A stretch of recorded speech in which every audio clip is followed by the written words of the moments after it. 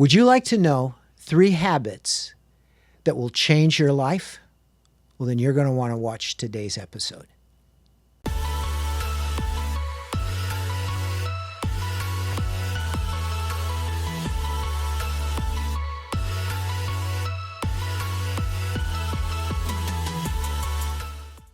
Hi, welcome to the Binmin podcast.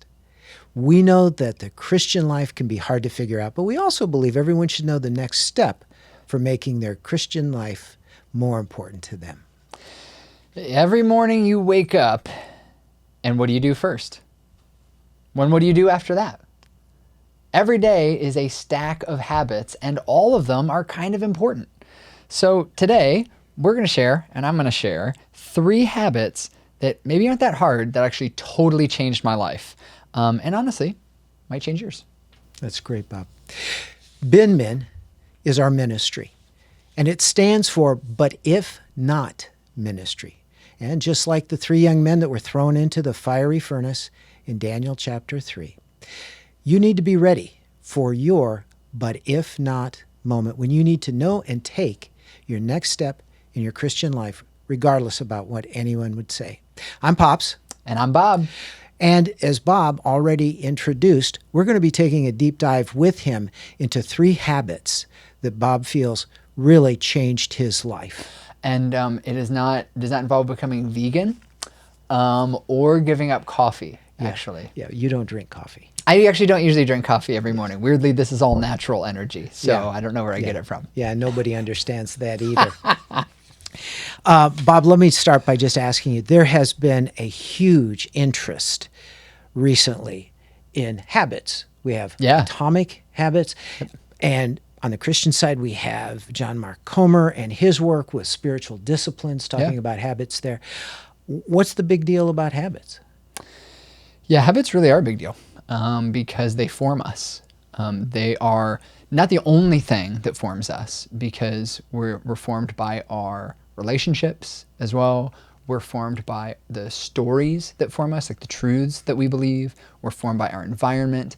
But it is inarguable that habits have a forming effect on who we are. And as we do certain things over time, we become a certain kind of person. So that's why habits are so important. And I think I'm glad that there's so many people who are writing and talking about those things right now, because it's important for all of us, and it's just as important for those of us who are Christians. The only weird part about habits is that most of the things that we do that are habits, we're not intentional about. So or we've never asked the question, well, what does God want for my life?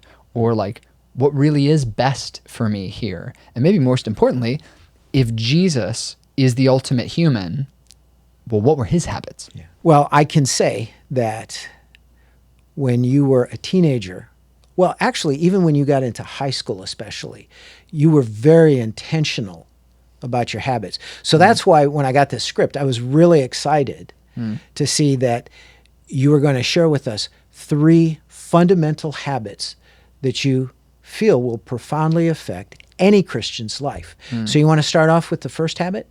Yeah, I can. And again, being a teenager, there's a lot of things mixed up in that. So figuring out a few habits is, not the only thing I was figuring out as a teenager, and I'm still figuring out. But I will say kind of a newer revelation as I look back over these last years is also kind of who am I modeling my habits after?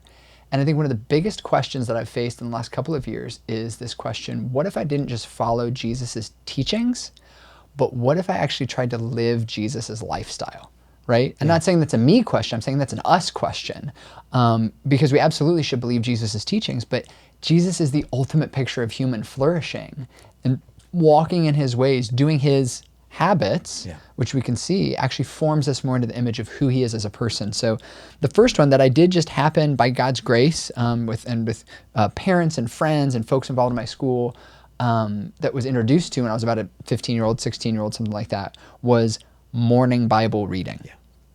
And maybe for some of you guys listening or watching, that may not be surprising, but morning Bible reading can be just 10 minutes. And I The reason why I say morning is because when I started doing it, I started doing reading in the evening at night, and then I just quickly realized I would rather learn these lessons at the beginning of the day and not make the mistakes and like fall asleep feeling really convicted every night of like whatever. And I was like, oh man, I messed that up today. Maybe okay, Lord, better luck tomorrow. Help me. So I'm a big fan. Plus, I just do think like what we do first thing in the morning forms us, and we'll talk more about that in just a minute. But morning Bible reading, it can be just like 10 minutes. I recommend that like stick to finishing one book of the Bible if you can. I'm just reading slowly through the Gospel of John right now, which is fabulous. And so, read one chapter or even read one section. I'm not even reading a whole chapter a day. I'll read it again, I'll read it a third time, listening for the tone, listening for a word or something that sticks out at me, listening to what God may be saying to me through that section of scripture. And mark it with your pen. Get a journaling Bible, get a pencil, mark up your Bible so that you can really understand it better and learn what God has to say to you. So let me give you an example. Literally this week, I'm reading in John chapter 12, and it says this, though Jesus had done so many signs before them, they still did not believe in him. And I'm going, well, if there were this many people that didn't believe Jesus, one of my takeaways that felt like the Lord was speaking to me was like, you don't have to be a better evangelist than Jesus. Yeah. So I was like writing that down. Hey, I don't have to go out there and like somehow twist everybody's arm to become a Christian. I need to entrust them to God and what God's going to do in their life. I just need to be faithful to share as best I can and to live like Jesus and hope that some will respond to that call. So that's it. Morning Bible reading would be the first one. That's great. So morning Bible reading. What's your second one? Yeah, second habit is specific prayer. Because if you're like me, you either feel sleepy or you feel just like super vague in your head about what you're supposed to pray, or both.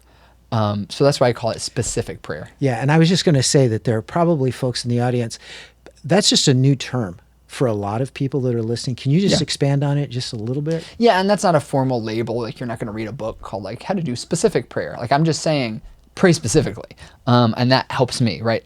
I want to praise God for specific things. Like, God, thank you for I praise you for your unfailing love. Like it never stops. You've made a covenant with us. You're going to keep it in love. Or thanking God for specific things. God, thank you for this beautiful day. It's still summertime or it's fall or it's winter. Like, thank you for your grace in that.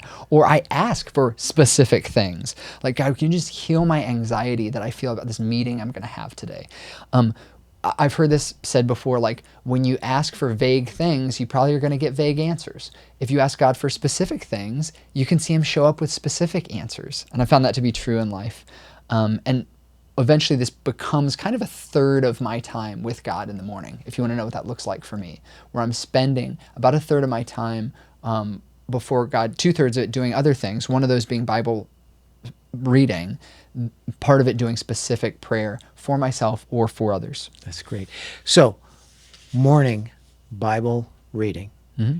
Second, specific prayer. Mm-hmm. So, what's your third habit that you would recommend for Christians? Yeah, my third one is the one that's probably newest for me, and I think is probably the hardest: silence with God. Yeah, and I have to imagine that folks are not familiar with the issue of silence with God. Can you expand that just a little bit? Yeah, it's easy to think, what in the world does that mean? Bob, you're telling me like I just need to go sit in a chair or something like that, and somehow something magically is going to happen to me. Well, let me just tell you kind of who I am. I am if you haven't guessed by watching or listening to the Binmin podcast, I'm a natural rusher. So I want to rush into the next thing immediately. What's next? What's going on next? What can I do? What can I get done? What can I figure out? Who can I help? Who can I spend time with? And I wake up, like if I could wake up earlier and earlier and earlier every day and just get to work and do stuff as quick as possible, I would. But that habit wouldn't be good for me, right? That would deform my soul instead of form it more into the image of Jesus. So instead of rushing into my day, one of the most powerful things for me has been silence with God that slows me down. So I breathe in and out 3 or 4 times. I sit there in the dark and the quiet of the morning for about 5 sometimes 10, sometimes 20 or more. I I just wait on God. And maybe think about it this way, that it's an opportunity for me to present myself before God, right? To focus on being with God more than just speaking with God, which is like what prayer is. It's Yeah, like, I was gonna you're ask here, you. I'm Yeah. here. I want to spend time with you in these moments, even if it's just 5 minutes. Yeah. And would you say that's the distinction between silence and prayer? Yes. In fact, I like the analogy of a road trip, because we've all been on a road trip before, with a buddy or a friend or a girlfriend or a boyfriend or whatever it is. And on a road trip, you're cruising along, and some of the time you're talking with one another and you're chatting, you're catching up and you're talking about whatever. But some of the time you're just sitting there and you're in one another's loving presence, like really, most of the time, hopefully, glad to be on this road trip. And I consider silence that time. It's my time to just be with God, to be silent with Him, to accept and embrace His love for me, and realize I can bring my real self before the real God. One other thing I just want to ask you when it comes to silence. Yeah. I suspect that that's not something that most people practice. Yeah. Is that hard to do? Was it hard for you to start being silent in God's presence? Yes. Yes is the answer. It totally is. Because there's one author that says, like, when you try to be silent before God, your brain is going to be like bananas in a monkeys in a banana tree, right? Not bananas in a monkey tree. That's not a thing. No, but monkeys in a banana tree. Like, we are filled with distractions. And that is part of the reason why we need silence. So if you try this out, and I would encourage you to try this out, realize if you're going to spend 10 minutes in silence, which I think is a great practice, probably the first 5 minutes is going to be your brain bouncing around amongst distractions. Just present those before God. Let them come and then let them go. Release them. And probably the second half, 5 minutes, you're going to settle into being in God's presence. God is here. He loves me. He accepts me. Okay, God, here's how I feel on this day. And by the end of 10 minutes, you might be going, oh man, I wish I had more time. Yeah. But maybe I do need to do some other stuff. Maybe I need to read my Bible or head to work or something like that. And you long for more. That's so great. So I want to just recap 3 habits that will change the life of any Christian. Morning Bible reading. The second is specific prayer. The third is silence with God. Mm-hmm. And those are habits that we should be doing. Mm-hmm. Are there any habits that we should avoid? Yes. And I would say, by the way, these are not things that I figured out or invented, right? These are spiritual practices handed down by us from, the life of Jesus and the life of faithful Christians and saints for ages. But I do think that there's a big one of a thing that we shouldn't do. And we're not going to like hearing this, but it's simply this.